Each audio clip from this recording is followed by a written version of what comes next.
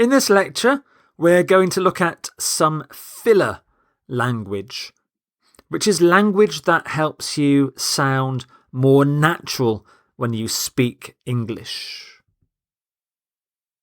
So, for example, in this part of my talk, I use the words well, for short, basically, in fact. Let's look at those words now. Well is a useful word to give you extra time to think. So you could say, well, my name's... So you have extra thinking time.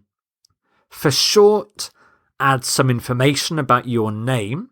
So if you have a shorter version of your name, you can add in short when you introduce yourself. So if your name is Svetlana, you can say, my name's Svetlana, or Sveta for short.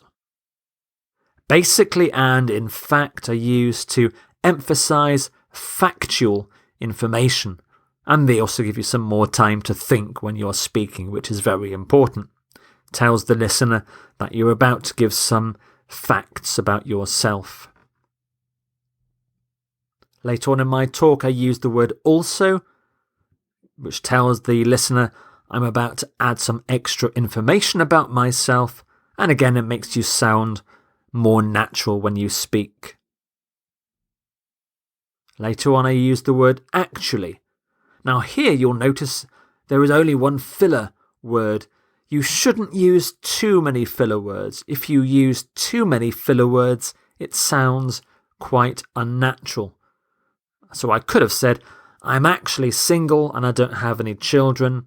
I basically have 2 brothers. In fact, one lives in the USA. Basically, that sounds very unnatural because I've used too many filler words. So don't use too many.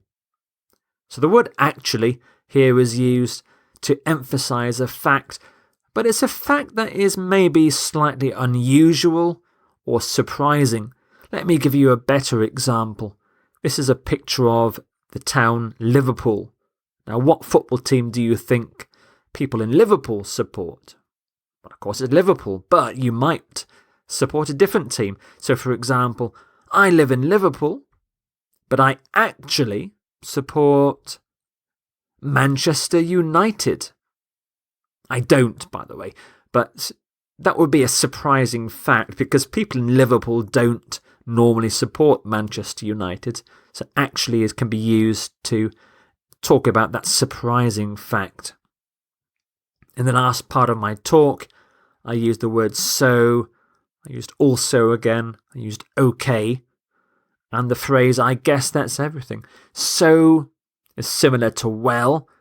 It links information, it introduces some new information, but it gives you some thinking time. So you could say, so in my free time, so you have that extra thinking time.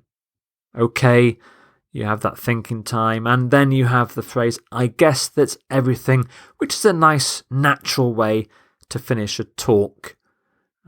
If I simply finished my talk with, I love going to the gym, it sounds a very sudden way to finish. So this phrase is a nice way to end. A lot of English language learners I've taught often use the phrase, that's all. So they might say, I love going to the gym, that's all. That sounds quite unnatural. It's a very sudden ending to a talk, and native speakers don't normally use that phrase. So I guess that's everything. Sounds a lot more natural. So let's recap some of that filler language. So, well, okay, actually, basically, in fact, and also is a good way if you're listing information, giving extra additional facts. In the next lecture, you can learn the kinds of questions you need to ask when you want other people to introduce themselves to you. So I've got some questions there that we're going to look at, followed by an activity. So go to the next lecture now.